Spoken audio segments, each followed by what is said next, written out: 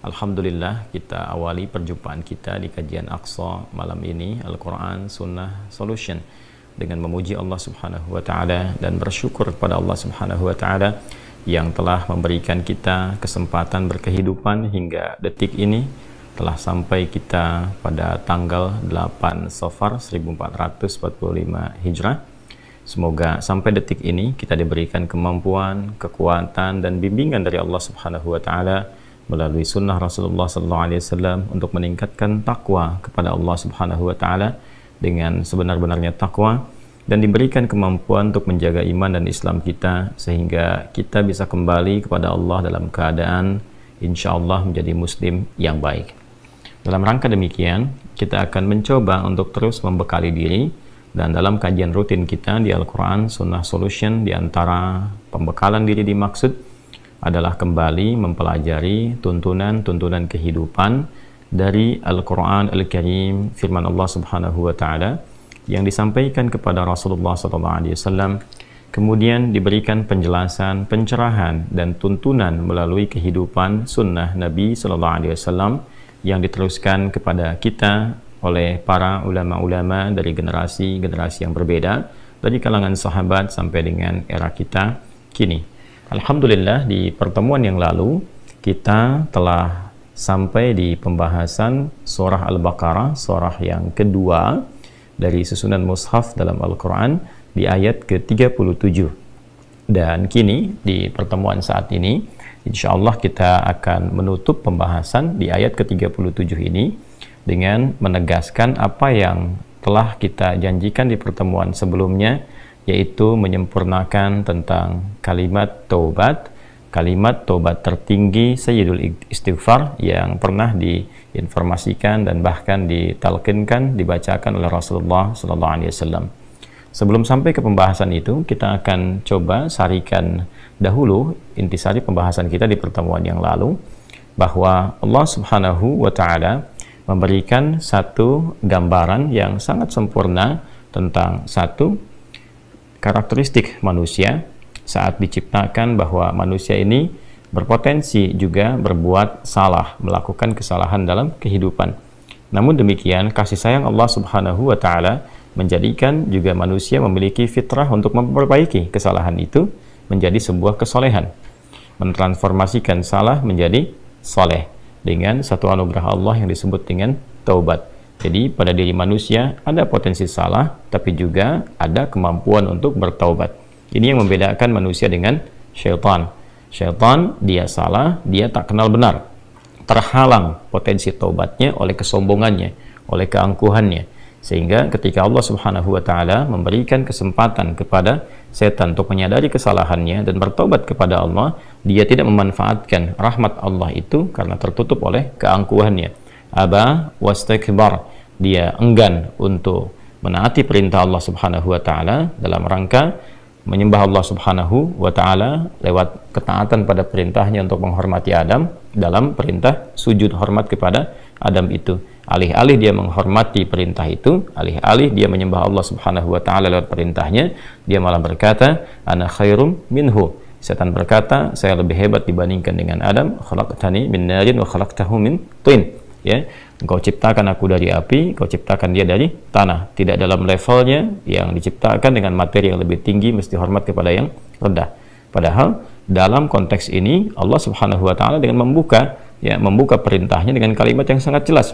Ma mana'aka alla tasjuda idh amartuk. Apa yang mencegah engkau tidak menghormati perintahku supaya sujud hormat kepada Adam alaihissalam. Allah menegaskan ini bukan perkara hormatnya kepada Adam, tapi perkara menaati perintahku. Tapi karena istakbar, aba wastakbar, dia enggan untuk menaati itu karena sifat sombongnya.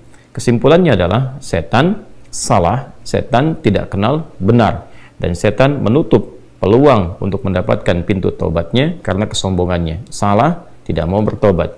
Manusia sebaliknya punya potensi salah, tapi juga dalam saat yang bersamaan punya fitrah untuk menjadi saleh, untuk bertobat, memperbaiki kesalahannya. Itu titik perbedaannya. Untuk itulah kemudian Allah Subhanahu wa Ta'ala memberikan petunjuk, bahkan sejak Nabi Adam alaihissalam diturunkan ke muka bumi lekat dengan petunjuk ini, bagaimana caranya ketika seorang hamba Allah dari kalangan manusia, anak cucu Adam, Bani Adam, disebutkan 7 kali dalam Al-Quran, kemudian berbuat salah dalam hidupnya, pikirannya keliru berpikir, apa yang disebut dengan su'udzan, kan? Dia kemudian negative thinking, salah berpikir, salah menduga, salah mengira. Kemudian pandangannya salah melihat, telinganya salah mendengar, lisannya salah bertutur. Maka bagaimana kemudian cara memperbaiki itu semua? Diturunkan oleh Allah Subhanahu wa taala satu petunjuk untuk kembali menjadi soleh, memperbaiki semua yang salah tadi, sehingga bagian-bagian tubuh kita yang pernah berbuat salah diperbaiki itu dan diarahkan kepada yang saleh. Maka pembuka dari semua rumusan taubat ini dibukalah di surah Al-Baqarah di ayat ke-37 yang detail pembahasannya telah kita uraikan di pertemuan yang lalu. Saat Allah Subhanahu wa taala berfirman, A'udzubillahi minasyaitonirrajim. Bismillahirrahmanirrahim. Fatalaqqa Adamu min rabbih kalimatin fataba 'alaihi innahu huwat tawwabur rahim. Maka Adam alaihissalam ditalqinkan, mendapatkan dan mengambil serta mengamalkan. Talaqqa, mendapati, mengambil dan mengamalkan. Ya, Adam alaihissalam mendapati dari Allah Subhanahu wa taala, mengambil dari Allah Subhanahu wa taala kalimatin, ya, petunjuk-petunjuk taubat. Lalu mengamalkan itu semua, fataba alaihi, maka Allah Subhanahu wa taala menerima taubatnya. Innahu huwat tawwabur rahim. Sungguh Allah Subhanahu wa taala menilai dan berkomitmen terhadap hamba-hambanya yang sungguh-sungguh memperbaiki dirinya untuk menjadi lebih baik, maka Allah Subhanahu wa taala akan menerima taubatnya, menerima komitmen hambanya itu. Dan ini yang paling indah, ketika seseorang berbuat maksiat dan dia berusaha beralih menjadi taat, bukan sekedar Allah terima taubatnya, tapi Allah pun akan mencurahkan kasih sayangnya. Ini indahnya yang bisa kita teladani dari sifat-sifat Allah Subhanahu wa taala. Jadi kalau ada hamba yang taubat, dia taubat dari kesalahan, dia ingin kembali menjadi baik, dia tinggalkan maksiat, dia ingin taat, dia jauhi salah, dia ingin menjadi saleh, Allah bukan sekedar menerima komitmennya menjadi baik, tapi sekaligus memberikan percikan rahmatnya, menyayangi hamba itu untuk kembali kepada jalan-jalan kebaikan. Ini poin yang sangat utama, dan di pertemuan yang lalu kita telah bahas mulai dari zikir yang umumnya, ya Rabbana zalamna anfusana wa illam taghfir lana wa tarhamna lanakunanna minal khasirin. Jadi ini telah kita pelajari di pertemuan yang lalu, di Al-A'raf di ayat ke-23 itu telah kita urutkan sampai ke zikir-zikir spesifik. Bagaimana kalau dosanya sampai yang tingkat tertinggi, kalau pembunuhan apa, kalau pernah berzina apa, dan turunan-turunan lainnya. Nah, sekarang kita akan masuki satu pembahasan yang utama, apa yang telah kami janjikan dengan izin Allah Subhanahu wa taala di pertemuan yang lalu, bahwa semua akumulasi kalimat-kalimat taubat dari satu gambaran perbuatan maksiat, bahkan bila pun ada seseorang merasa berbuat salah dalam hidupnya, entah berapa banyak kesalahan yang telah ia kerjakan, dan ia juga merasa bingung, zikir apa yang harus ia bacakan, kalimat apa yang harus ia mohonkan kepada Allah, sekiranya Allah berkenan untuk menerima taubatnya dan memercikan kasih sayang kepadanya, sehingga ia bisa beralih dari sifat-sifat salah, pelaku maksiat, kepada sifat-sifat soleh, menjadi hamba yang taat. Itulah yang akan kita uraikan di pertemuan kali ini. Insyaallah kita akan mengambil satu hadis yang diriwayatkan oleh Al-Imam Al-Bukhari. Jadi kita dapati dari 97 topik itu, di Al-Bukhari itu ada 97 topik, teman-teman.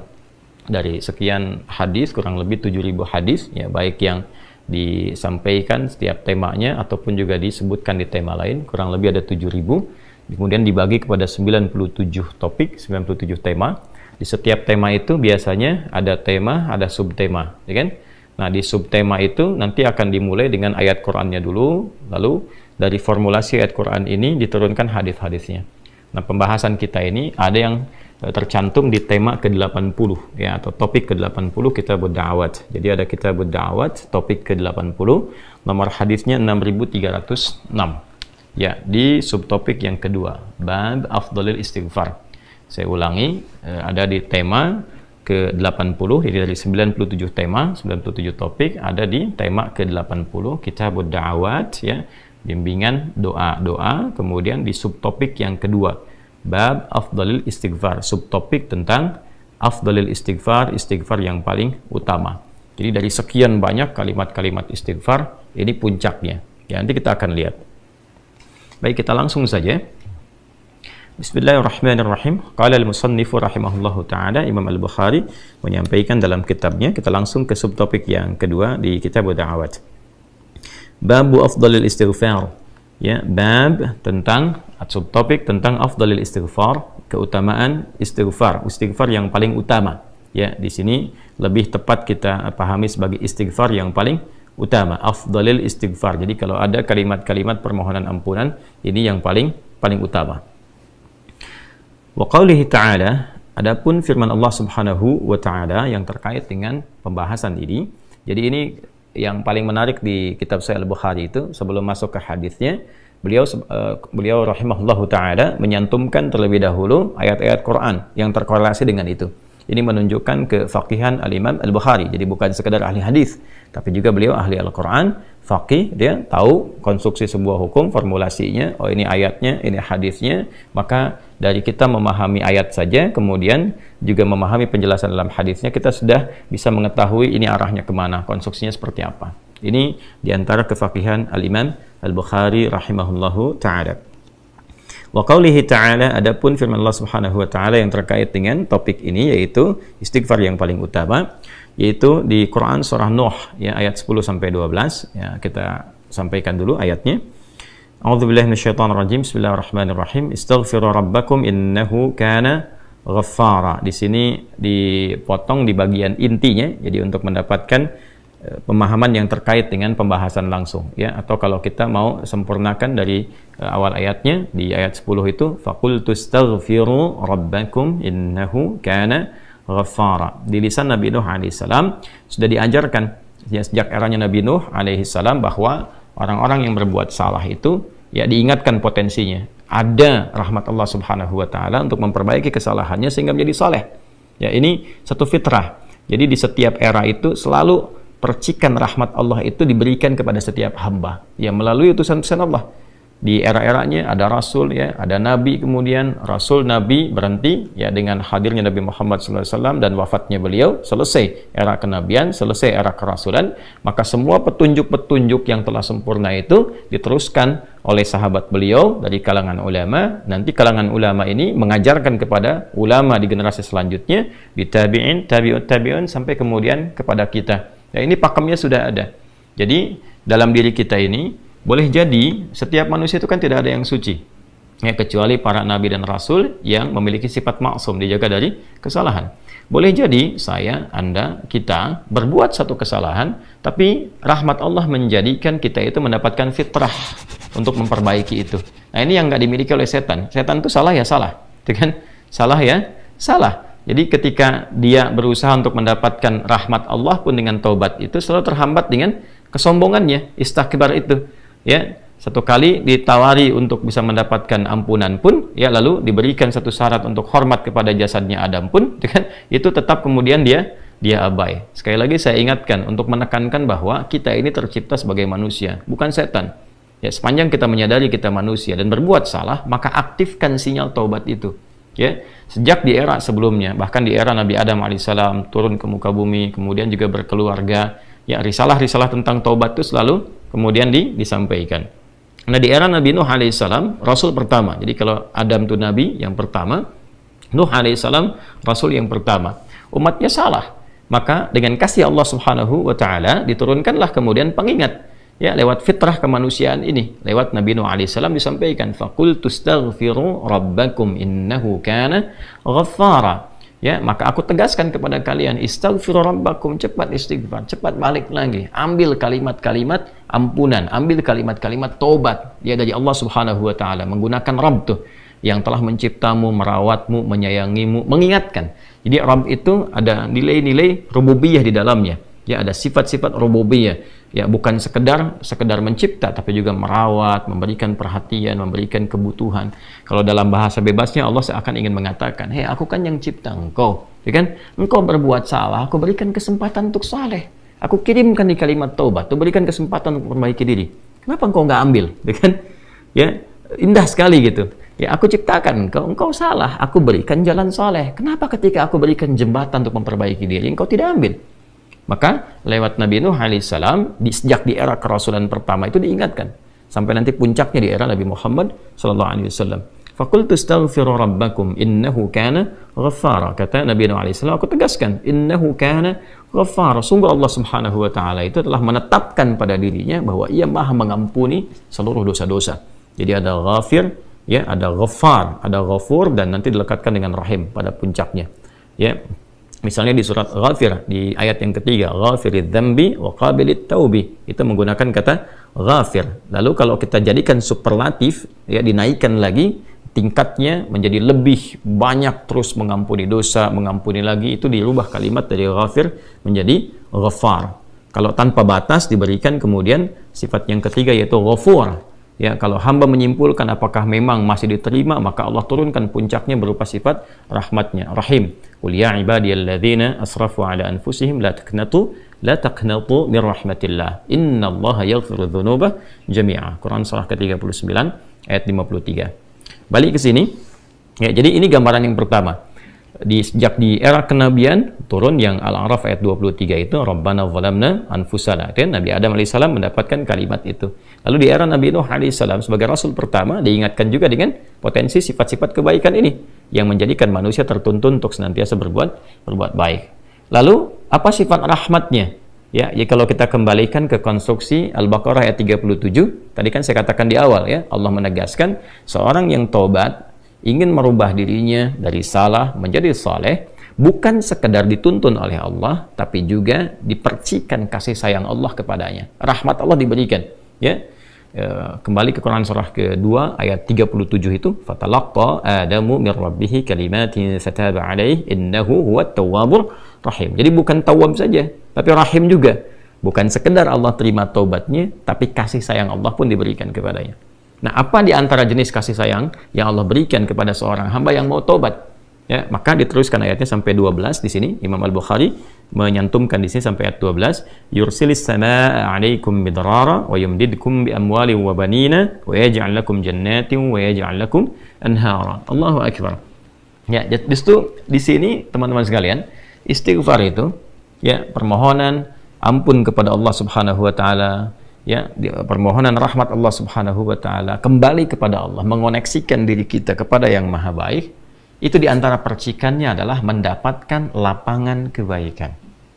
Yursilis samaa'a 'alaikum midrara. Ya, walaupun Anda mendapatkan kesulitan dalam berkehidupan, bahkan yang sifatnya luas, ya, secara sosial, kalaupun tanahnya gersang, ya, kalaupun kemarau berkepanjangan, itu ternyata dengan satu daerah itu, satu desa itu, satu wilayah itu mengoneksikan diri mereka kepada Allah, beristighfar. Ini faedahnya istighfar.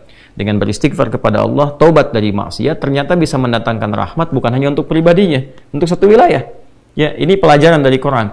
Ya, Allah akan memberikan kesan begini, jangankan bagi setiap personalnya, setiap orangnya, ya kan? Ada masalah sekampung pun, contohnya kekeringan misalnya, contohnya kemarau, lalu sekampung itu, ya, atau ada orang-orang soleh di situ yang membiasakan taubat kepada Allah, istighfar kepada Allah, mengoneksikan dirinya kepada Allah, ya kan? Itu luar biasa, percikan rahmat Allah. Ya, apa diantaranya? Yursilis sama, ya, 'alaikum midrara. Allah memerintahkan kepada langit itu untuk menurunkan hujan, ya, dengan curah yang memberikan maslahat. Kemudian wa yumdidkum bi amwalin wa banina. Ya, lantas kemudian melapangkan kepada engkau urusan hartamu, ya, bahkan memberkahi engkau dengan keturunan-keturunan yang baik. Jadi masya Allah, ya, orang tua yang rajin istighfar, suami yang rajin istighfar, itu ternyata bukan sekedar menjadikan ia mendapatkan penerimaan taubat. Dia berhenti dari perbuatan maksiat, usaha-usaha yang tidak baik, dagang yang tidak benar, itu kan perbuatan curang, ya, perbuatan menipu, perbuatan-perbuatan yang tidak elok, korupsi, jauhi potensi itu. Disogok dia hindari, diajak korupsi dia jauhi dan sebagainya. Lalu konsisten pada kebaikan dan dia isi dengan istighfar. Astaghfirullahalazim, astaghfirullahalazim. Rabbana zalamna anfusana wa illam taghfir lana wa tarhamna lanakunanna minal khasirin. Dia konsisten pada kebaikan itu, wa yumdidkum bi amwal. Allah akan lapangkan dia pada harta-harta yang lebih berkah. Allahu akbar. Ya. Jadi diberikan kelapangan dulu pada dirinya, kemudian diberkahi hartanya. Jadi berapapun yang dia dapatkan, Allah berikan berkah padanya, sehingga dia merasakan kebahagiaan dengan harta itu. Kan ada orang yang terasa seperti kelihatan banyak, tapi tidak menikmatinya. Ya, baik itu boros, baik itu merasa kayaknya banyak tapi nggak kepake. Ya, barang-barang habis beli ini lagi, tapi memuaskan nafsunya saja. Ya, temannya ngajak begini, dia harus terpaksa beli. kadang-kadang ngutang, atau mungkin dia dapatkan sesuatu tapi jalan-jalan yang haram, jalan yang salah. Dia tidak menikmatinya, dan ini yang paling bahaya. Ya, ini yang paling bahaya. Lawan lapang kan sempit. Jadi hartanya kayak banyak, tapi menyempitkan kehidupan rumah tangganya. Ya, hubungan suami istri jadi nggak enak, dengan anak jadi nggak nyaman. Itu ciri keberkahan biasanya, ya, ciri keberkahan yang tidak didapatkan. Jadi kalau berkah itu dapat, walaupun terlihat kuantitasnya nggak sama dengan orang, dia 100 juta, ini 1 juta, tapi kenikmatannya luar biasa. Ya, di rumah ada kebahagiaan, hubungan menjadi nyaman, apa yang ditata itu bermanfaat, yang dimakan menjadi daging, dari daging itu terkonstruksi menjadi pengetahuan, jadi macam-macam, jadi energi, ya energinya dipakai pada kebaikan. Sebaliknya yang terlihat seperti banyak, kayaknya banyak nih, ya, tapi tidak memberikan kebahagiaan. Di rumah nggak bahagia, tidak memberikan dampak energi positif, ke ibadah jadi malas. Ya, itu ciri-ciri pertama kalau harta kurang berkah itu, apalagi tidak berkah, itu pasti menurun kesolehannya, meningkat kesalahannya. Pasti itu. Ya, jadi mulai menurun nih, sholat mulai menurun, baca Quran mulai menurun. Nah, kesalahan mulai meningkat, makan mulai salah, minum mulai salah. Yang tadinya minum yang baik-baik, sekarang minum yang tidak baik dan sebagainya. Nanti kalau sudah begini, pasti hubungan di rumah tangganya pun nggak akan jadi baik gitu. Ya, dan itu akan terbawa dalam kesempitan.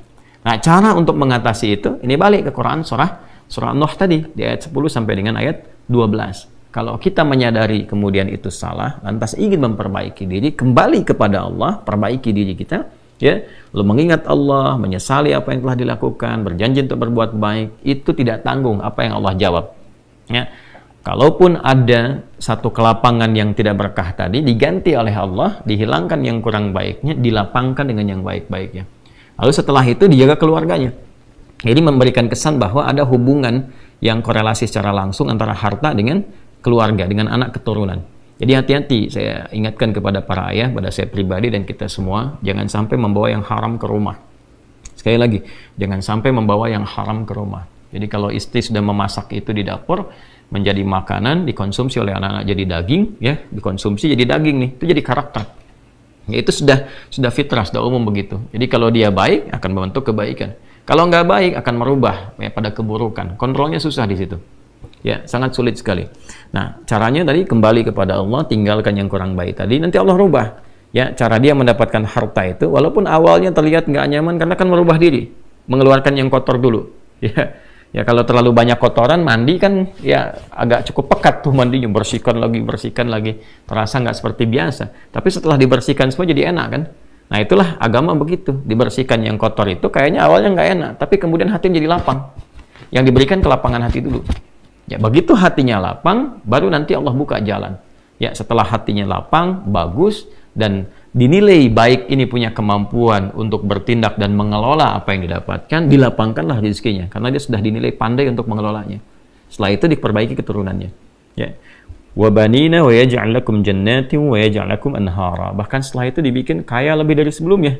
Ya, asetnya ditambah lagi, diberikan kenikmatan hidup, ya, sampai dijaga hingga kembali kepada Allah Subhanahu wa ta'ala. Itu faidah istighfar. Jadi kalau kita biasakan bertekad, berniat memperbaiki diri dari yang salah menjadi baik, itu Allah sudah berikan motivasi. Aku bukan hanya terima taubatmu, tapi aku rubah keadaan hidupmu lebih istimewa, lebih mahal nilainya dibandingkan dengan keadaan sebelumnya yang terlihat seperti fata morgana. Kemudian dikuatkan dengan Quran surah ketiga Ali Imran ayat 135, ya.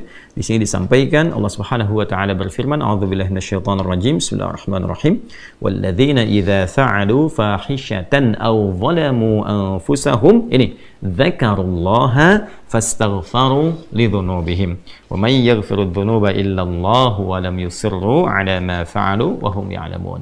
Di highlight di sini di firman Allah Subhanahu wa taala, dzakarullaha fastaghfaru lidzunubihim. Ya, yaitu orang-orang yang mendapatkan rahmat Allah Subhanahu wa taala itu. Jadi ini korelasinya dengan ayat 133. Jadi ayat 133 itu Allah Subhanahu wa taala berjanji bagi orang-orang yang menyegerakan istighfar. Jadi ingat dosa hari ini nih. Sekarang misalnya malam nih, kita ingat ada dosa yang dikerjakan. Lantas ketika ingat itu istighfar. Istighfar, minta ampun sama Allah gitu kan. Itu menyegerakan sesuatu tanpa jeda disebut dengan sara'a. Ya, sara'a. Jadi ada sa'a, ada sara'a. Kalau sa'a itu menyegerakan sesuatu dengan persiapan. Ya, makanya besok nih ada Jumatan menggunakan sa'a. Fas'au bukan wasari'u. Ya, ya ayyuhalladzina amanu idza nudiya lis-salati min yaumil jumu'ati fas'au bukan fasari'u. Fas'au itu Quran surah Al-Jumu'ah Ya, Al-Jumu'ah di ayat yang keberapa? Ayat 9, kan? Allah menyampaikan fas'au ila dzikrillah. Bersegera, tapi siap-siap dulu. Mandi dulu, pakai wangian dulu dan seterusnya. Tapi kalau dia bersegera cepat, nyaris tanpa jeda, itu menggunakan sara'ah. Sehingga guru-guru mengatakan bisurah, cepat, nggak usah banyak jedanya, kan? Nah, di Ali Imran ayat 133 Allah berfirman, wasari'u ila maghfiratim mir rabbikum. Kalau engkau merasa ada salah, bergegas, jangan tunda-tunda. Ya, ingat malam ini, jangan tunda besok. Gimana kalau kemudian tengah malam meninggal? Ya, segera istighfari. Nah, orang yang menyegerakan istighfar saat ingat kesalahan, apa yang didapatkan? Wa jannatin arduhas samawati wal ardu uiddat lil muttaqin. Maka orang ini akan diberi harapan oleh Allah, ya, diperkenankan untuk memohon, bahkan ketika pulang disiapkan surga untuknya seluas langit dan bumi. Dan itu bagian dari sifat takwa. Jadi takwa itu bukan sekedar amar ma'ruf. Saat Anda ingat sholat, Anda ingat puasa, ingat baca Quran. Tapi takwa juga ada bagiannya nahi mungkar. Saat Anda ingat salah, lalu Anda taubat. Ya, saat Anda ingat salah, Anda pengen jadi soleh. Saat Anda ingat maksiat, Anda ingin taubat. Itu bagian dari takwa. Nah, bagaimana kemudian cara mengimplementasikan itu semua? Nah, ini poinnya. Ya, walladzina idza fa'alu fahishatan aw zalamu anfusahum dzakarullaha fastaghfaru lidzunubihim. Itu orang-orang. Ini menggunakan, sering diterjemahkan dengan orang-orang yang, kan? Walladzina, alladzina disebutkan 1080 kali dalam Al-Qur'an setidaknya. Ya, mencakup semua tanpa batas, laki-laki, perempuan, besar, kecil, tua, muda, punya jabatan, tak punya jabatan, semua tanpa kecuali. Artinya, semua orang dengan keadaannya berpotensi berbuat salah. Ya, kecuali tadi Nabi dan Rasul yang punya sifat maksum. Ya, Allah jaga dari kesalahan. Kita yang bukan Nabi, bukan Rasul, itu berpotensi salah. Apapun profesinya, apapun jabatannya, apapun tugasnya, berpotensi salah. Ya, pun demikian termasuk saya. Pasti salah, pasti. Nggak ada yang nggak salah. Jadi kalau ada yang mencari kesalahan, misalnya saya pribadi, pasti menemukan. Pasti. Dan percuma mencari kesalahan manusia. Karena pasti ditemukan. Ya, dan ini catat yang paling penting. Hindari mencari-cari kesalahan itu karena kita tidak tahu bahwa mungkin ketika seorang divonis salah itu dia sudah mengistighfari, sudah mentaubatinya. Ini poin besarnya. Hati-hati itu ya, hati-hati. Karena itu Nabi selalu menganjurkan mencari kebaikan orang, menyebutkan, meneladaninya, alih-alih mencari kesalahan seseorang. Ya, kenapa? Karena pasti ditemukan. Tapi yang tidak pasti itu kita nggak bisa memastikan orang itu sudah taubat atau belum. Yang paling bahaya adalah mencela orang, mencari kesalahan orang, mencaci orang yang sudah dia taubat dan taubatnya diterima orang, diterima Allah Subhanahu wa taala. Hati-hati, ya. Mencari kesalahan orang, mencela orang, ya kan? Yang dia sudah mentaubati kesalahannya dan taubatnya diterima oleh Allah Subhanahu wa taala. Allahu akbar. Itu azim itu, hati-hati, ya. Ya, sesuatu yang besar sekali dosanya di sisi Allah Subhanahu wa taala. Nah, ini kembali ke sini, ketika seseorang dia sadar berbuat salah, dia salah. Alladzina, semua orang potensi salah. Ya, idza fa'alu fahisyah, ketika dia berbuat fahisyah. Ya, fahisyah itu pernah saya sampaikan ya, turunannya nanti fahsya namanya. Jadi sifat kesalahan yang muncul dari syahwat. Ya, mohon maaf, zina, pornografi, porno aksi, kata-kata jorok, kata-kata kotor dengan semua bentuknya. Baik itu di media sosial, digital ataupun juga di praktikal yang nampak secara fisik misalnya, itu jelas salah. Jelas dosa. Ya, al-zalamu anfusahum, atau bentuk mungkar, menempatkan sesuatu bukan pada tempatnya. Ya, mohon maaf, ya, mencuri, merampok, membunuh, ya, korupsi, hoax dan sebagainya, itu zalim, perbuatan zalim. Nah, saat seseorang berpotensi salah, ya, dari fahsya dan mungkarnya, dia berbuat perbuatan dari dorongan syahwatnya atau mungkar, dari keinginan nafsu perut dan akalnya, dia berbuat yang salah, lalu zakarullah, dia ingat Allah. Nah, ini poinnya. Ini menarik sekali nih. Ini menarik sekali. Kok lanjutan ayatnya zakarullah? Bukan dia sadar bahwa dia itu telah berbuat salah. Kenapa zakarullah? Ini poinnya. Ya. Karena Allah ingin selalu menautkan sifat seorang hamba menjadi baik itu dengan rahmatnya. Ini poinnya. Jadi kalau bukan rahmat Allah Subhanahu wa taala, mustahil kita bisa mengarah pada kebaikan. Allahu akbar. Ya, lillah karena Allah. Lillah karena Allah. Ya, jadi orang-orang yang bertobat dengan merasakan rahmat Allah itu beda dengan sekedar dia pengen memperbaiki, lain rasanya, lain. Ya, jadi kalimat zakarullah itu mahal sekali. Jadi ingin memberikan dampak kesadaran kepada kita bahwa Allah tuh nggak ninggalkan kamu. Ya, Allah tahu kamu salah, tapi sepanjang nyawa kamu belum sampai ke kerongkongan, kamu diberi potensi untuk tobat. Ayo tobat. Kan sering saya ungkapkan, Firaun saja, se-Firaun-Firaunnya dikirimkan 2 nabi, Musa dan Harun. Ya, sebagai keadilan Allah, kasih Allah dan adilnya untuk memberikan hidayah. Ya, sampai titik puncak kan nyawanya di kerongkongan. Cuman sayang kan dia sendiri yang memilih untuk tidak mengambil hidayah itu. Sampai nyawanya di kerongkongan. Sampai tenggelam itu. Nah, itu sudah disampaikan informasinya, kisahnya, jejak sejarahnya sampai sekarang diabadikan supaya seluruh anak cucu Adam itu sadar jangan berbuat yang seperti itu. Ya, sekali lagi hanya setan yang tidak kenal taubat. Zakarullah, dia ingat Allah. Nah, sekarang tinggal kita mempelajari ketika ingat Allah itu apa yang harus dihadirkan. Tadi poinnya. Allah tawarkan kita bukan hanya sekedar jadi baik, rahmat dibuka, kasih sayang dibuka, kelapangan hati dibuka. Ya.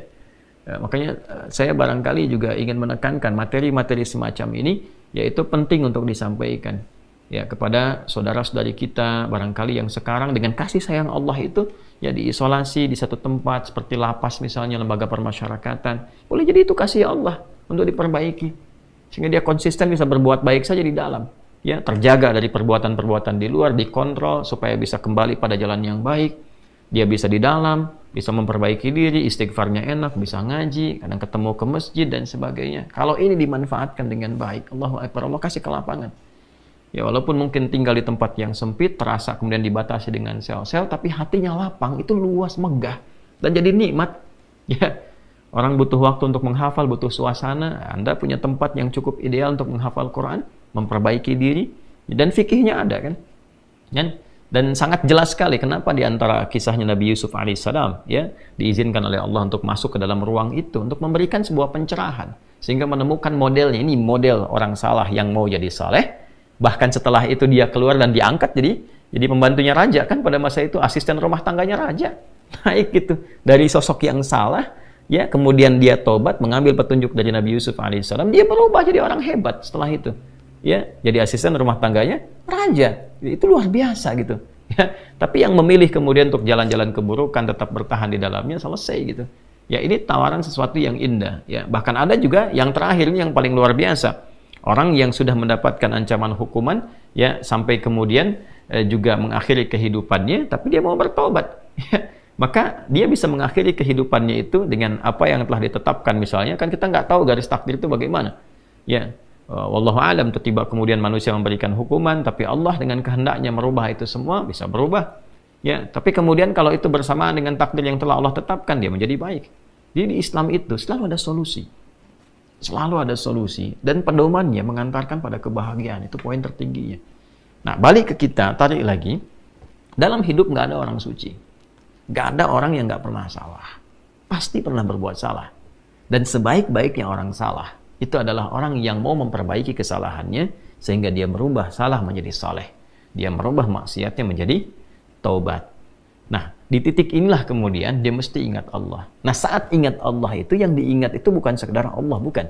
Ingatlah bahwa ketika dia taubat, serius taubat, Allah menerima taubatnya dan merubah keadaan hidup dia menjadi lebih baik dari sebelumnya. Maka kalau sudah sadar dengan itu cepat. Nah, huruf yang menunjukkan cepat tanpa jeda itu pakai fa. Dzakarullaha fastaghfaru lidzunubihim. Maka cepat bergegas dia taubat saat itu juga. Jadi kalau malam ini kita ingat misalnya salah, segera taubat, istighfar.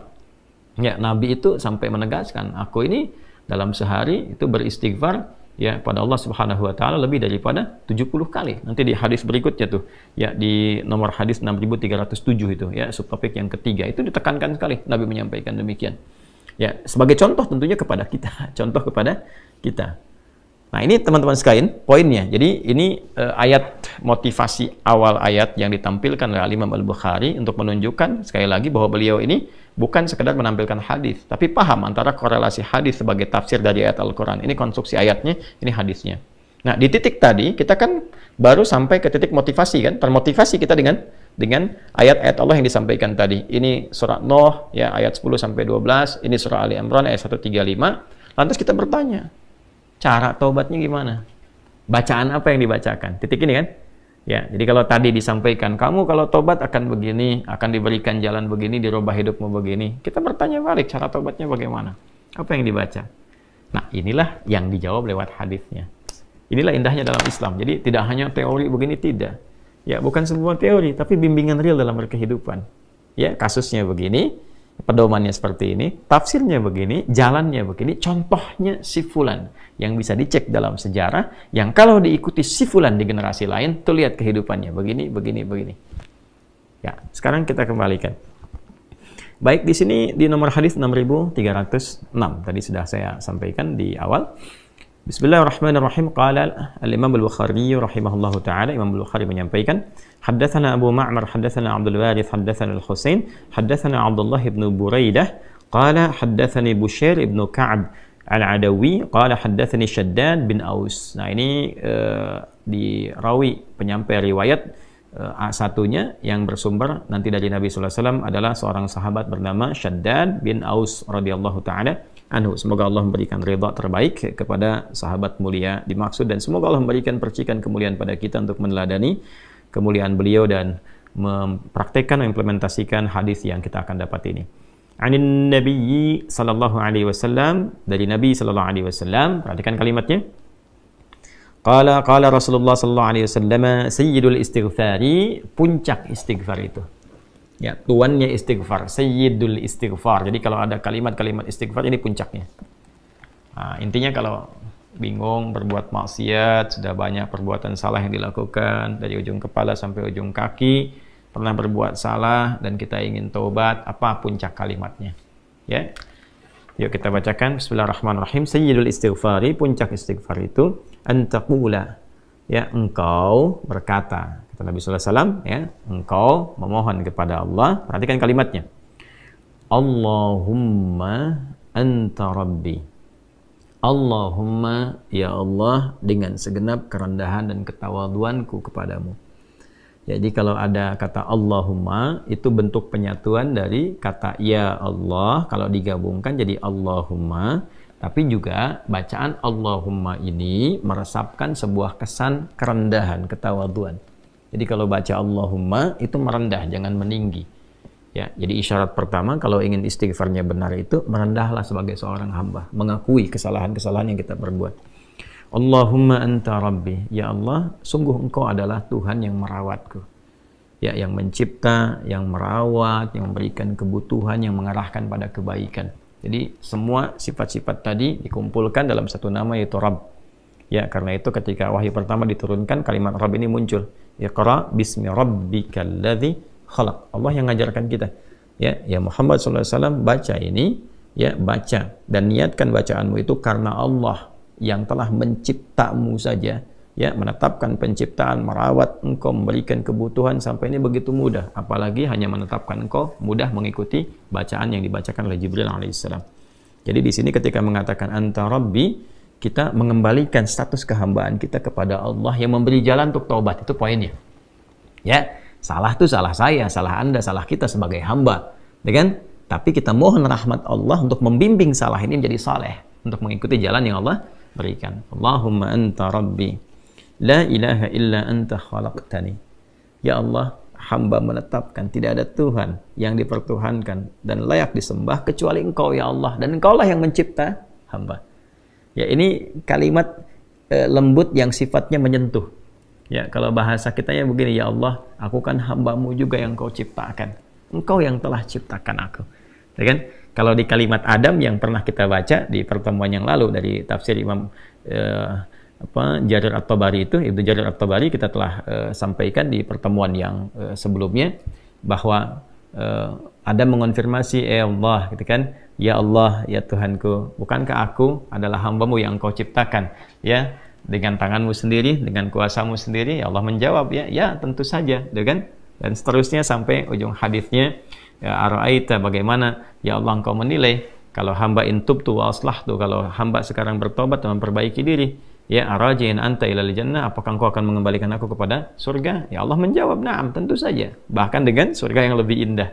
Itu yang pernah kita bahas di pertemuan sebelumnya. Nah, di sini kita kembalikan dengan kalimat yang tadi, ya, la ilaha illa anta khalaqtani wa ana 'abduk, ya Allah, Engkau yang ciptakan aku. Aku berkomitmen menegaskan bahwa Engkau adalah satu-satunya Tuhan, tidak ada yang layak dituhankan, diibadahi kecuali Engkau. Engkau yang mencipta aku hambamu, ya Allah. Ya, laisa kamitsli syai', enggak ada perbandingan serupa. Saya berikan ilustrasi dan enggak sama dengan perbandingan ini. Ya, ada seorang anak berbuat salah. datang ke ibunya. Salahnya banyak. Dan dia katakan, "Bu, saya mengaku salah, Bu. Minta maaf. Ya, sesalah-salahnya saya kan anak ibu juga. Bukankah ibu yang telah mengandung, menyayang-nyayangi saya dalam rahim?" Itu kalimat sentuhan pertama. Seorang ibu ketika menerima kalimat itu, ya, dia bisa menahan marahnya. Dia mendahulukan kasihnya, walaupun mungkin responnya nggak cepat. Nah, Allah laisa kamitslihi syai'. Allah berbeda. Ya, justru Allah mengajarkan kita dengan kalimat-kalimat baik tadi itu sebagai keteladanan. Kalau ada nanti praktek dengan manusia salah, masuklah dengan cara-cara yang lembut. Gitu kan? Sedangkan Allah mengajarkan kepada kita, mohon nih, lewat Nabi Muhammad SAW diajarkan oleh Nabi. Nih, mohonlah kepada Allah dengan kalimat yang menyentuh. Ya, karena Allah itu maha latif, maha lembut, maha perasa. Masuk dengan nilai rasa yang tinggi. Ya, Allahumma anta rabbi la ilaha illa anta khalaqtani wa ana 'abduk. Ya Allah, Engkau yang merawatku, Engkau Tuhan, Engkau yang berikan kecukupan dalam kehidupan. Aku yang berkomitmen gak ada Tuhan yang layak dipertuhankan, yang layak disembah kecuali Engkau. Engkau yang menciptakan aku hambamu, ya Allah. Ya, Allahu Akbar. Kemudian wa ana ala ahdika wa wa'dika mastata'at. Ya Allah, aku berkomitmen. Aku ingin memperbaiki diri dan aku tetap dalam komitmen ala ahdika wa wa'dika. Aku berkomitmen untuk mengikat syahadatku kepadamu. Ya, ahdi itu jadi satu komitmen perjanjian ta'ahud kita dengan Allah Subhanahu wa taala bahwa kita bertauhid kepadanya. Ya, itu ada di Quran surah ke-7 Al-A'raf di ayat 172. Wa idz akhadha rabbuka min bani adama min zuhurihim dzurriyyatahum wa asyhadahum ala anfusihim alastu birabbikum qalu bala syahidna ya an taqulu yaumal qiyamati inna kunna an hadza ghafilin. Jadi kita sudah berkomitmen ya kepada Allah Subhanahu wa taala untuk mentauhidkan Allah. Nah, itu adalah ta'ahud kita, ya, pengikat kita, perjanjian kita dengan Allah. Ya Allah, aku berkomitmen ya kepada perjanjianku untuk mentauhidkan Engkau. Aku bertobat, aku akan menjaga tauhid ini, mengesahkan Engkau, menjauhi syirik, ya, menuhankan hanya Engkau saja. Kemudian juga wa ala wa'dika, dan aku pun yakin dengan janjimu. Ini apa yang Allah janjikan kalau kita baca di hadis yang lain, di hadis Muslim, ya, di antaranya misalnya, ya, siapa yang man qala la ilaha illallah wa la yusyriku bihi syai'a atau kama qala Rasulullah SAW, ya, siapa yang mengatakan la ilaha illallah, komitmen pada itu dia praktekkan, wa la yusyriku bihi syai'a, dan tidak musyrik selama hidupnya, dia jaga dari syirik, dia tobati dirinya, jaga dari syirik, dia mengucapkan la ilaha illallah, mempraktekkan itu, menjaga syirik, dakhalal jannah, kalau wafat dia berpotensi masuk surga. Ya, dan itu janji Allah. Nah, seakan kita mengatakan, ya Allah, aku bertobat, aku hamba-Mu, Engkau yang menciptakan aku, ya Allah. Ya, aku berjanji mulai detik ini akan komitmen kepada syahadat. Dan aku pun, ya Allah, merasakan betapa Engkau menepati janji-Mu untuk memberikan kemuliaan bagi orang-orang yang memegang teguh syahadat kepadamu dan menghindari perbuatan buruk yang Engkau perintahkan untuk menjauhinya. Kemudian semampu aku, ini indah nih, Nabi mengajarkan semampu aku. Ya, nah, memang ini bawaan manusia nggak bisa sempurna. Ya, kadang-kadang sudah taubat, ada salah lagi, ya dorong lagi pakai kalimat nih, dorong lagi sampai kemudian dia merasakan kenikmatan taubat. Ya, kemudian a'udzubika min syarri ma sana'tu. Nah, ini poinnya. Ya Allah, hamba menyadari hamba salah. Hamba ingin kembali kepadamu, memegang teguh komitmen kebaikan, menjaga itu sampai wafat sehingga mendapatkan janjimu. Ya, semampu hamba, ya Allah. Namun hamba sadar, hamba punya kelemahan, seringkali dalam nafsu ini mendorong hamba berbuat maksiat. Maka hamba mohon perlindungan kepadamu dari semua potensi buruk yang mungkin dilakukan oleh diri hamba ini. Ini yang menjaga seseorang setelah dia bertobat, setelah dia mengacu pada salah, ya, dia dijaga supaya nggak salah lagi, mengacu pada soleh, dijaga supaya nggak salah lagi. Ya, sekali lagi, teman-teman, kalimat ini yang menjaga seseorang hamba yang sudah tobat untuk tidak berbuat maksiat lagi. Kalimat ini yang menjaga seorang hamba yang telah mengacu kepada soleh untuk tidak berbuat salah lagi. Ini poinnya. Ya, jadi seringkali ada pertanyaannya, ya Ustadz, saya itu sudah tobat tapi kadang dikerjain lagi. Nah, ini kalimatnya sudah dicakup oleh Nabi. Wa'udzubika min syarri ma sana'tu. Setelah kita tobat, kita minta, ya Allah, aku mohon perlindungan darimu dari potensi keburukan yang mungkin dikerjakan oleh diriku setelah taubat ini. Ya. Ini kalimatnya indah sekali. Kemudian abu'u laka bi ni'matika 'alayya, dan aku abu'u a'tarifu, dan aku mengakui, ya Allah, betapa banyak nikmat yang telah Engkau berikan kepada aku. Ini kalimat penyesalan. Jadi di sini tercampur semua kalimat pengakuan keesaan Allah, perjanjian untuk kembali kepada Allah dalam kebaikan, ya, menepati komitmen dengannya. Kemudian memohon kepada Allah setelah taubat dijauhkan dari potensi berulang kesalahan. Lalu ini poin nih, mengakui nikmat-nikmat yang Allah berikan kepada kita, yang kadang-kadang kita lalai mensyukurinya. Ya Allah, aku ini sadar Engkau berikan banyak nikmat kepada aku, nikmat nafas, nikmat udara, nikmat sehat. Kok bisa kesehatan yang Kau berikan kepada aku sebagai nikmat, aku konversi jadi maksiat? Bukannya dipakai untuk taat, kok dipakai untuk mencuri, dipakai untuk korupsi, dipakai untuk nipu, dipakai untuk celah orang. Mulut sehat, orang baca Quran, kok ini digunakan untuk mencela orang? Tangan sehat, orang gunakan untuk berbuat yang baik, memberi, mengerjakan yang baik-baik, kok digunakan untuk bikin hoax, untuk bikin status yang buruk, ya, untuk melakukan tindakan kekerasan dan sebagainya. Maka kita menyadari, Allah, Kau mengakui nikmat-Mu kepada aku begitu banyak, ya.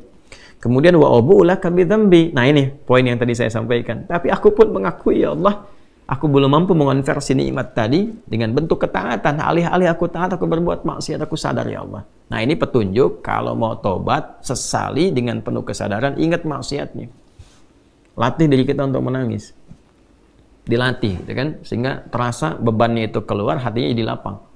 Orang kalau salah nangis itu nanti yang beban itu keluar lewat air mata, yang hati yang tadinya itu sempit jadi lapang. Ya, jadi lebih terbuka. Faghfirli fa innahu la yaghfiru dzunuba illa ant. Sampai sini. Nanti setelah itu, setelah sadar, nah jadi indah sekali. Setelah komitmen, sadar, pengakuan, penyesalan, keluar air mata, hati lapang, faghfirli. Baru saat hati lapang itu minta, ya Allah, ampuni hamba. Fa innahu la yaghfiru dzunuba illa ant. Sungguh hamba berharap, bermohon kepadamu, bertumpu kepadamu, karena nggak akan mungkin ada yang mengampuni dosa hamba kecuali Engkau. La yaghfiru dzunuba illa anta. Ya, nggak ada yang bisa mengampuni dosaku kecuali Engkau. Indah sekali kalimat. Sampai sini teman-teman. Ya. Allahumma anta rabbi la ilaha illa anta khalaqtani wa ana abduk. Ya, kemudian wa ana ala ahdika wa wa'dika mastata'tu. A'udzu bika min syarri ma sana'tu. Abu'u laka bi ni'matika 'alayya. Kemudian wa abu'u laka bidzambi faghfirli fa innahu la yaghfiru dzunuba illa ant. Sampai sini kalimatnya. Ya, saya baca ulang ya, teman-teman. Saya bacakan lebih agak lambat sedikit, nanti teman-teman bisa rekam atau nanti bisa ingat-ingat. Insya Allah nggak panjang kok. Ya. Nanti dibacakan kalau bisa sih malam-malam habis tahajud atau setelah setiap kesempatan sholat. Ya. Bismillahirrahmanirrahim. Allahumma anta rabbi la ilaha illa anta khalaqtani wa ana abduk wa ana ala ahdika wa wa'dika mastata'tu a'udzu bika min syarri ma sana'tu abu'u laka bi ni'matika 'alayya wa abu'u laka bi dzambi faghfirli fa innahu la yaghfiru dzunuba illa ant. Saya terjemahkan sambil baca. Allahumma, ya Allah, dengan segala kerendahan diri hamba memohon kepadamu. Anta Rabbi, sungguh Engkaulah Tuhan yang merawat, memberikan kebutuhan, mencipta hamba, memberikan jalan kebaikan pada hamba. La ilaha illa ant. Hamba menetapkan tidak ada Tuhan yang layak dipertuhankan, yang layak disembah kecuali Engkau saja. Khalaqtani wa ana abduk. Sungguh Engkau yang telah menciptaku, ya Allah. Sungguh akulah hamba-Mu. Wa ana ala ahdika wa wa'dika mastata'tu. Ya Allah, aku berkomitmen untuk memegang teguh perjanjianku denganmu, dan aku berkeyakinan bahwa Engkau pun akan menepati janjimu kepada aku. Aku berusaha mewujudkan itu sesuai dengan kemampuanku. A'udzubika min syarri ma sana'tu. Ya Allah, setelah permohonan taubat ini, komitmen ini, aku memohon perlindunganmu, ya Allah. Aku berlindung kepadamu dari segala potensi buruk yang mungkin terjadi dari dalam diriku, yang aku perbuat. Abu'u laka bi ni'matika 'alayya. Aku menyadari, mengakui, ya Allah, betapa besar nikmatmu yang Kau berikan kepadaku. Wa abu'u laka bi dzambi. Dan aku pun menyadari, ya Allah, belum mampu mensyukuri nikmat-nikmat tadi. Bahkan lebih sering aku berbuat dosa, kesalahan dibandingkan mensyukuri nikmat-Mu kepadaku. Faghfirli. Aku mohon, ya Allah, ampuni diriku. Fa innahu la yaghfiru dzunuba illa ant. Maka sungguh aku sangat berkeyakinan, ya Allah, tidak ada satupun yang mampu mengampuni dosaku kecuali Engkau saja. Bila mampu kita mengamalkan ini dengan baik, minimal ya kita dalam sekehidupan tuh bisa membacakan ini. Minimal lah dalam selama hidup paling sedikitnya bisa pernah baca ini. Ya, sebetulnya kalau bisa minimal sehari baca, sehari sekali baca ya, kita sama-sama menguatkan. Nah, wa man qalaha minan nahar muqinan biha famata min yaumihi qabla an yumsiya fahuwa min ahlil jannah. Ini garansi dari Nabi. Orang yang mampu mengatakan ini, jadi mendawamkan dia baca ini ya, dia baca ini ya minan nahar di waktu siang. Nah, misalnya muncul dari pagi itu ya, beraktivitas ya, dia baca ini, dia mengoreksi kesalahannya, bermuhasabah, dia baca nih muqinan biha dan yakin dengan semua janji-janji yang disampaikan dalam kalimat ini, dengan komitmennya, dengan janji Allah kan, dengan keyakinan bahwa Allah akan merahmati dan sebagainya. Lalu dia minta kepada Allah, tiba kemudian dia wafat di waktu itu sebelum datangnya sore, dia wafat itu ya, maka apa yang terjadi? Kata Nabi, fahuwa min ahlil jannah, dijamin langsung di lisan Nabi termasuk ahli surga. Allahu akbar ya, Allahu akbar. Wa man qalaha min al-laili wa huwa muqinun biha famata qabla an yusbiha fahuwa min ahlil jannah. Dan siapa yang mengamalkan ini di malam hari, dia baca di malam hari sambil dia koreksi diri, bukan sekedar baca, dia koreksi diri, dia menyadari dosanya gitu kan. Malam ini kita baca, kita sadari diri, kita ingin jadi baik, pengen jadi baik, ingin jadi lebih berkah lagi. Lalu kita meyakini semua janji-janji yang disampaikan dari lisan Nabi SAW yang mulia ya, pada semua apa yang tadi kita telah pelajari. Maka apa yang terjadi? Famata qabla an yusbiha, maka dia misalnya meninggal ya, ajalnya tiba sebelum datang waktu subuh, wa huwa min ahlil jannah. Maka Nabi mengatakan fa huwa min ahlil jannati, dia termasuk ahli surga. Ya, Masya Allah. Jadi rahmat Allah menjadikan hamba ini diterima taubatnya, dan percikan kasih Allah menjamin dia menjadi ahli surga. Dibalas dengan surga, bukan dunia lagi, balas dengan surga kalau dia wafat. Ya, hadis ini teman-teman tadi disampaikan oleh sahabat Syaddad bin Aus radhiyallahu taala anhu, disampaikan juga, dikutip juga oleh Imam At-Tirmidzi dalam kitab Sunan nomor hadis 3393, kemudian di An-Nasai nomor hadis 5522, dan kita bisa dapati ini semua dengan status yang sahih, tinggal kita amalkan dalam kehidupan. Nah, ini Sayyidul Istighfar. Ya, maka dengan demikian insya Allah tertutup pembahasan kita di kesempatan kali ini untuk mengurai Quran surah ke-2 Al-Baqarah di ayat ke-37. Nah, berapa kali dibacakan ini? Ya, standarnya bisa sekali kita bacakan, tapi kalau kita ingin melatih diri, kita sambungkan ke hadis berikutnya di nomor hadis 6307, memberikan kesan bahwa Nabi melatih nih. Bahkan Nabi sampaikan, saya itu beristighfar setidaknya kurang lebih 70 kali dalam sehari. Ya, saya bacakan hadisnya ya. Ini topik yang ketiga di Al-Bukhari, di topik yang ke-80, subtopik yang ketiga. Babu istighfarin Nabi sallallahu alaihi wasallam fil yaumi wal lailah. Ya, subtopik tentang istighfarnya Nabi sallallahu alaihi wasallam sehari semalam. Ya, qala al-Imam al-Bukhari rahimahullahu taala, haddatsana Abu Yaman akhbarana Syu'aib an az-Zuhri qala akhbarani Abu Salamah ibnu Abdurrahman qala Abu Hurairah radhiyallahu taala anhu. Ya, sanadnya tersambung pada sahabat mulia Abdurrahman bin Sahar, yaitu Abu Hurairah radhiyallahu taala anhu. Sami'tu Rasulullah sallallahu alaihi wasallam yaqul, saya pernah mendengar Rasulullah SAW bersabda, wallahi inni la astaghfirullah wa atubu ilaihi fil yaumi akthar min 70 marratan. Ya, sungguh aku itu, kata Nabi SAW, sungguh aku itu beristighfar kepada Allah, bertobat kepadanya dalam sehari itu lebih daripada 70 kali.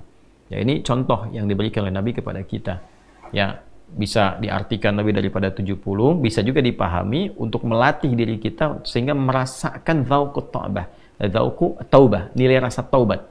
Ya, dzauq at-taubah itu feel-nya taubat. Jadi jumlahnya itu yang kita lihat bukan kuantitas berapa kalinya. Tapi ini pesan lebih kepada bagaimana dengan kita sering mengucapkan itu, hati bisa terkoneksi dan merasakan itu.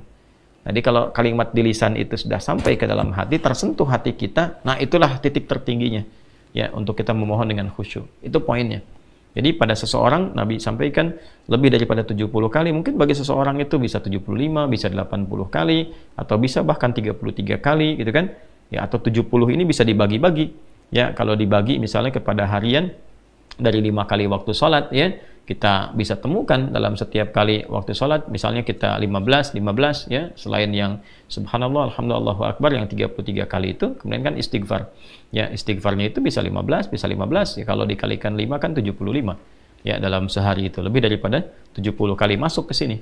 Bukankah setelah sholat kan kita istighfar dulu kan, astagfirullahaladzim, astagfirullahaladzim, astagfirullahaladzim, alladzi la ilaha illa huwal hayyul qayyum wa atubu ilaih, ya kan, digabungkan ini. Ya, mungkin ada yang 3 kali, mungkin ada yang lebih, tapi poinnya adalah itu kalimat yang terus diucapkan sampai menyentuh ke dalam hati. ya, dan tertingginya yang ini Sayyidul Istighfar yang tadi telah kita bacakan. Nah, teman-teman, ini gambaran ringkas dari apa yang kita bahas di pertemuan malam hari ini di kajian Aqsa. Ya, kita tadi bahas ba'da Isya, biasanya ba'da Maghrib, karena ada persiapan-persiapan yang kami saat ini sedang persiapkan untuk kegiatan-kegiatan lanjutan dan mengevaluasi sebelumnya.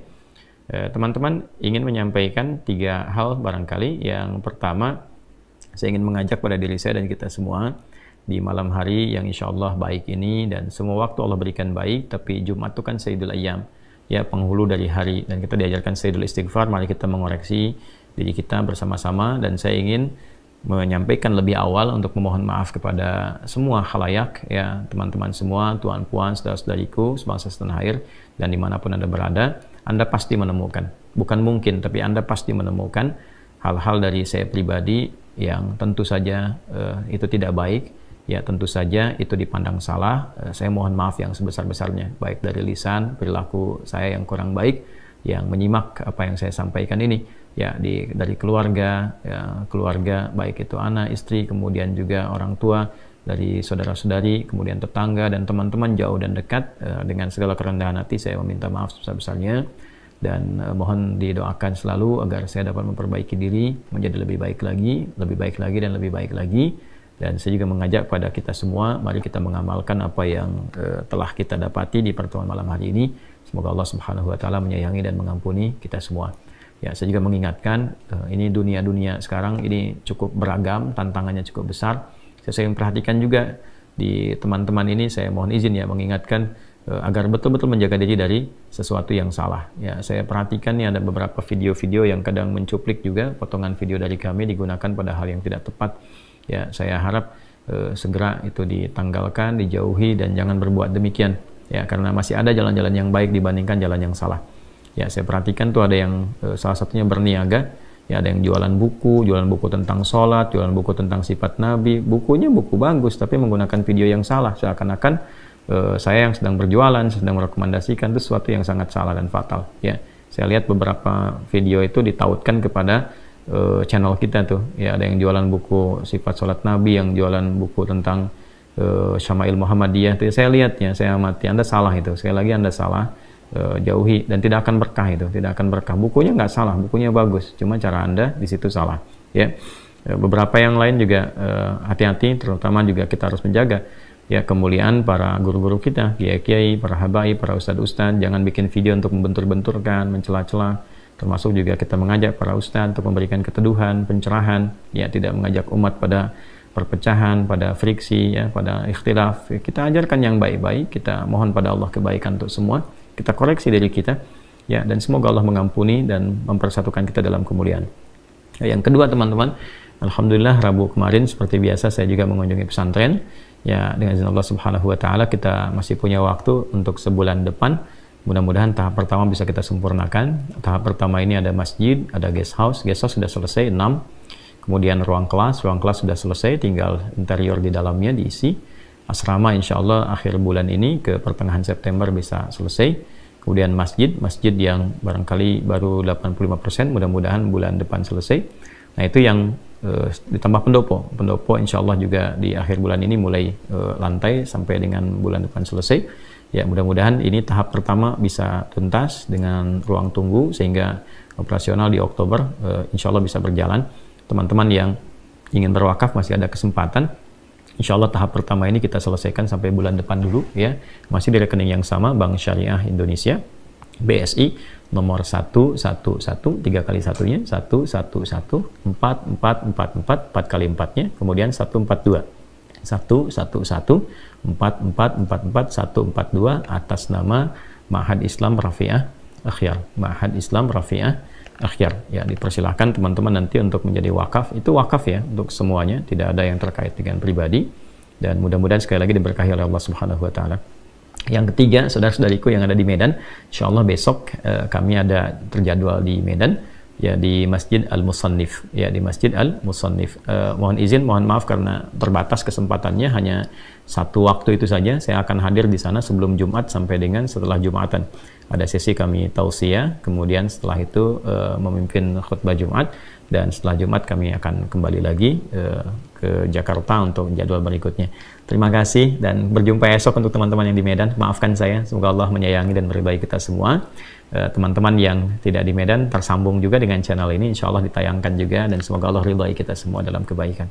Maafkan saya. Subhanakallahumma bihamdika nasyhadu an la ilaha illa anta nastaghfiruka wa natubu ilaik. Allahumma tubna ilaika taubatan nasuha ya arhamar rahimin. Ighfir lana dhunubana ya Allah kama ghafarta ibadaka salihin was salihat wa alhiqna ma'ahum ma'al ladzina an'amta 'alaihim minal nabiyyin was siddiqin was syuhada'i was salihin wa hasuna ulaika rafiqa. Wa sallallahu ala sayyidina Muhammad wa ala alihi wa sahbihi ajma'in. Wa akhiru da'wana alhamdulillahi rabbil alamin.